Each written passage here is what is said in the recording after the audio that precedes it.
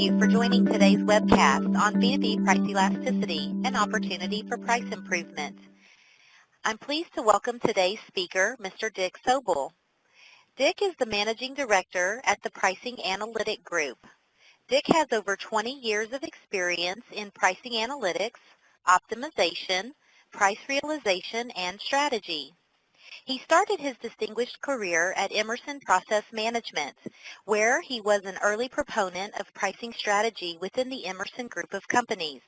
He developed, presented, and implemented 3 to 5 year pricing plans that achieved significant price realization and profit improvement. Dick is also the Director of Analytics for Price Point Partners, a leading national pricing consultancy. And with that, I would like to turn the presentation over to Dick. Thank you, Zena. Today's webinar topic is B2B pricing elasticity, an opportunity for price improvement. We're going to be looking at how elasticity plays out in the entire pricing process, how it impacts B2B pricing. We'll be looking at a distributor client case history with some data to look at, and some results and actions as a result of the work we did with the distributor. So in looking at the overall pricing process on the left, we kind of start out with a pricing strategy, whether it be a value-based, a cost-plus, or a competitive. A strategy is always desirable. And once you have that strategy, we have to manage our pricing, and that's this price management box. And if you notice on the slide, you have a data arrow that kind of takes you through what price management is. And this includes your data, the transactional discounting. We look at the price waterfall, where price might be leaking within your business, the different kinds of channels you go to market with, whether it's a distributor or direct, or an original equipment manufacturer, or to the cloud. More importantly is how you segment your business, whether it's by geography or by customer spend, or by specific characteristics of your business, what your product mix looks like. You sell more of one product versus another. And all of this information is sort of fed into this price management module where the price elasticity begins to come into play. And as we'll see later, price elasticity measurements contribute to price forecasting and prediction. And as you go through the price optimization loop, you'll determine and calculate your contribution margin as a result of price actions, and also what your price realization is. This information then is flowed to a key performance indicator dashboard, where you can compare performance against objective and manage your pricing activity. Also important is the ability to take this information and have it flow to your financial statements. So as a complete holistic approach, the elasticity measurement contributes to price forecasting, as I mentioned before. It's an integral link to price optimization. And you want to link your price realization to your financial statements. So what are pricing elasticity attributes? Well, in this triangle, we have 4 segments, or 4 pieces. We have a product piece. That is your product commoditized? Is it highly differentiated? Is it at the early or latter stages of your life cycle? And are there product alternatives? In the same vein, your customer willingness to pay plays an important role. Are your customers price sensitive? Are they different? Are they loyal to you? That is, they're not going to change no matter what you do. What kind of share of wallet you have. And you have a lot of customer churning. In the competitive realm, is your products highly competitive? We have very little leeway to do some work, or is it minimally competitive, or do you have even an exclusive in the marketplace? And finally, and most importantly, is your segmentation. How are you segmenting your business? Is it by geography? Is it by different industries? Buying patterns, customer total spend. The important takeaway here, however, is to choose attributes that most represent your business. Also, try to avoid placing a specific value on these attributes. Rather, try to infer their importance based on your business. And again, Select attributes that are based on your data and on science, and try to avoid gut feel. So what are the price elasticity outcomes in the B2B marketplace? Well, the first two on this chart I like to call intuitive, where if you increase your price, volume drops, and your gross margin may increase or decrease depending on how much your volume drops. The same thing can be said when you decrease price and expect a unit increase in volume. And again, your margin dollars may change depending on the volume change. But I'd like to introduce two additional outcomes, which I call counterintuitive. And these occur quite frequently within the transactional data that you would provide. The first one is where you increase your price and your unit volume goes up at the same time. And that's kind of nice because that gives you the maximum increase in gross margin, but you need to know what's going on. Same thing can be said when you reduce your price and you decrease unit volume. Here, you get a maximum decrease in gross margin, not a good outcome, but again, you want to understand what is happening in the marketplace. So let's look at these the two counterintuitive scenarios and get a little better understanding. So when you increase price and increase unit volume, what's going on? Well, your market demand is probably increasing faster than you forecasted, or competitors may actually be raising their prices even higher than you are. The elasticity attributes are favorable for your products. And as I mentioned before, competitors are busy out there. They might be exiting the business, which is allowing you to have more business. You might be underpricing your new products. If you've gone through a whole stage gate or pricing new product process, you wind up with your pricing being too low. And finally, there's always seasonality and advertising and promotions that are going on that affect this counterintuitive situation. But an important takeaway is that price is not causing the unit volume change. There are these other factors. And when you see these, this flags you to say, hey, we really need to look at our market segments and trends and try to figure out why this is happening. And finally, if the factors are favorable, you may have opportunities for more aggressive price actions. The other counterintuitive outcome was decreasing price with decreasing unit volume. And here, the competitors may have dropped their prices even more than you did. Or your market demand may be dropping faster than forecasted.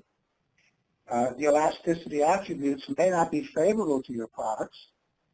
You may be seeing significant customer churn.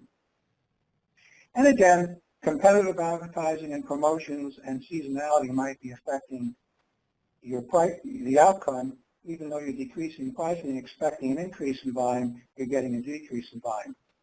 Again, from a takeaway perspective, price is not causing the unit volume change.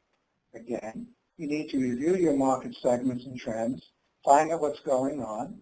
You may find you need a change in pricing strategy, and you may even find certain product lines need to be pruned and or to be exiting the business. So let's look at a distributed case history and kind of go through some of the data and give you some insight as to what they found and what the results were. So here's a distributor with 10,000 SKUs, which is not unusual, about 1,500 customers, serving a large North American customer base. In this case, and in many cases with distributors, they use a cost-plus approach to pricing. Prices are raised to compensate for vendor cost increases. And many times, these multiple vendors that provide all these SKUs are always raising their pricing, or periodically they are, and it's hard to keep up with that, and so you kind of keep raising your price just to keep up with the increase and really don't improve your margins. Also, in this case, the served markets are very competitive, and you have different distributors in the same geography selling the same products to the same customers. So understanding what's happening to your business, it becomes even more important if you're going to get any price improvement. So again, from a case history perspective, the desired outcome is to use elasticity to improve price, to ensure that your predicted gross margin outcomes and price is favorable. And again, you want to optimize pricing through effective segmentation with a sustainable strategy. So let's look at some data from different perspectives. And the first one is looking at SKU elasticity from a price realization perspective. And in this case, we're looking at prior year and current year activity. The y-axis is your gross margin. So you started out here with about $82,000, but you put a 6% price increase in. And the reason we did was because, as you notice there, the elasticity was very low, negative 0.1. Elasticity between +1 and -1 generally is viewed as inelastic, and values greater than 1 or -1 tend to be more elastic with more fluctuation. In this case, we had a product that had low elasticity, practically inelastic, and we're able to get a $15,000 price realization, which offset material cost increases and volume reductions and rebates, so that your gross margin percentage went from 33.7% to 35.7%. Now, all of your SKUs will have this kind of data in a data format, so you can understand what's going on individually. I've graphed it for the presentation for clarity. In this case, low elasticity prompted a more aggressive price action. The price realization exceeded increases in the other factors, and these results were measurable and tied to the financial statements. Another look at this is from a gross margin dollar perspective and units. So here, the left axis is units. The y-axis on the right is percent price change. The yellow dot is starting at a base level, 6,862 units. So normally, if you don't consider elasticity, if you drop your price 5%, you're going to move to the bar to the left, and you're going to need 8,000 units or an additional 1,200 units just to get back to the gross margin dollars you had when you started. On the same token, if you increase your price 5%, the damage isn't as quite as bad. You only need, you could tolerate 800 units loss of volume and still maintain gross margin. In this particular situation, since the elasticity was so low, the unit volume changed hardly much at all, and you were able to get the significant improvement in gross margin. And again, all of these, any customer SKU can be graphically represented, but the data flow will give you this kind of output. So this brings us to what I like to call price elasticity bands. And you'll notice on the right we have pink, green, yellow, and kind of like a light brown band. And each one of these bands are represented, as you see in the color coding, by different elasticity outcomes. So A is increasing price with decreasing volume, which is intuitive.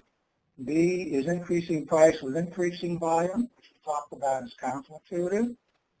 C, or yellow, is decreased price with increased volume. And D is decreased price with decreased volume, which is our worst case, counterintuitive. And so what we do is we can segment by customer, by products, by total spend, by your market. In this case, we're looking at by SKU and product. And if you look at the chart to the right, the first section of section A is what happened when you increase price and decrease volume. And we kind of show in column 2 the price change, in column 4 the change in unit quantity, and in column 5 is the elasticity. And so you can see that some of these products were fairly low elasticity, and so price actions could act accordingly, and be made accordingly. The green bar, the next row, was where you were increasing price and getting increased volume, which is a very nice outcome, but you need to understand what's going on, and so on and so forth. So this slide, we take the elasticity outcomes from a data perspective. They're segmented into selected groups. The outputs, as you see here, are used for forward-looking price prediction. The counterintuitive changes, as I mentioned before, are not a direct result of price actions and require some further investigation to understand what's happening. and that this data is scalable from spreadsheets to enabling pricing software.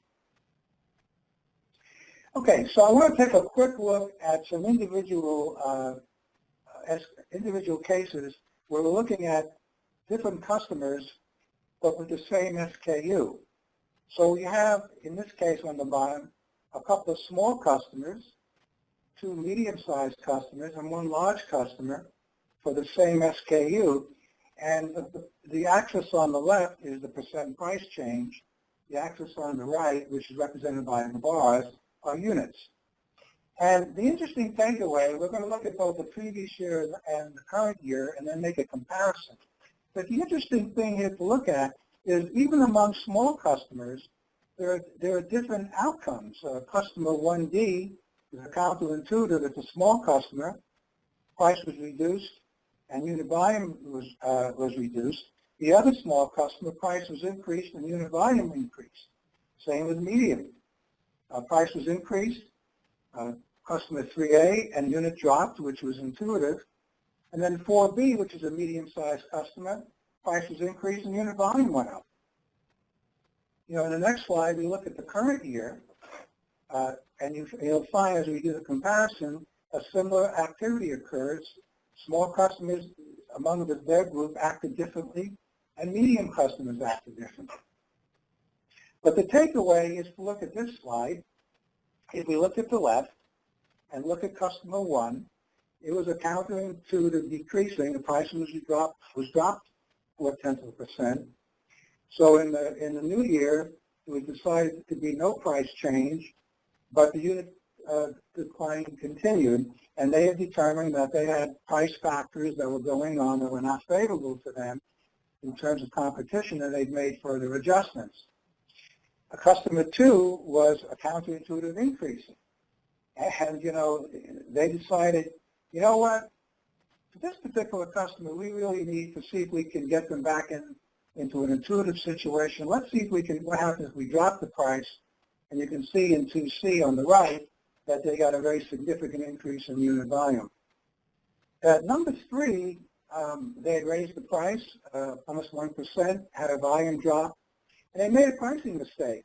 They decided to raise the price even more, and the volume went down significantly. So here's a case where sometimes you can have the best intentions and make a mistake, and you see what happens in the business. Item 4 was a counterintuitive increasing.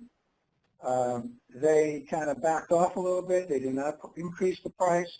Unit volume declined. But like I mentioned before, price was really not a contributing factor here. And then finally, in customer 5, the large customer, we had an intuitive situation, and we decided to drop. We had raised the price before. They decided this time, because this big customer they were concerned about losing the business. They took no price increase, still took a price decline, so they're going to be watching that more carefully going forward. But these are the kinds of outcomes you can get on a real-time basis when you're doing these kinds of measurements. So what kind of results and actions should we be taking as a result of this? Well, the distributor is now achieving at least a 1.5% annualized price improvement, which is more than $1 million a year on their effective sales, where the price sensitivity and elasticity was included in their price improvement process. Their price forecasting and prediction is now combined with a dashboard, and they're linking their results to their financial statements. They will be looking at some additional market segments and products, which will be added to their program going forward. And also, their price optimization software, we're finding, can automate this real-time analysis and price setting process in a scalable way. And, we kind of believe that a spreadsheet manual approach on an annual or quarterly basis can give you a one-time boost, but it isn't sustainable in a fast-moving environment with tens of thousands of SKUs. We believe to do this effectively and efficiently, month in and month out, businesses need a software that can calculate price elasticity, at the SKU level across all segments in a scalable way. So in terms of final thoughts, and to kind of summarize, price elasticity measurements are integral to price forecasting and prediction. You have both intuitive and counterintuitive elasticity measurements. Counterintuitive elasticity measurements should prompt market, customer, and segment analysis. But we must remember that price is not responsible for unit volume changes. We should expect price realization and gross margin improvement. And that, as I mentioned before, my final thought would be this process is scalable from spreadsheets to enabling pricing software. So I want to thank everybody. I've enjoyed making this presentation. And I'd like to hand it over back to Zena. Dick, thank you so much for your presentation today. I found the content very educational, and I know that our attendees will as well. If anyone would like to contact Dick for further information about his services or with questions, his contact information is available on the screen in front of you now. Zillion would like to thank you very much for also attending. We're very happy that we were able to host Dick in this webinar today. To learn more about how Zillion helps companies price more profitably, contact us today.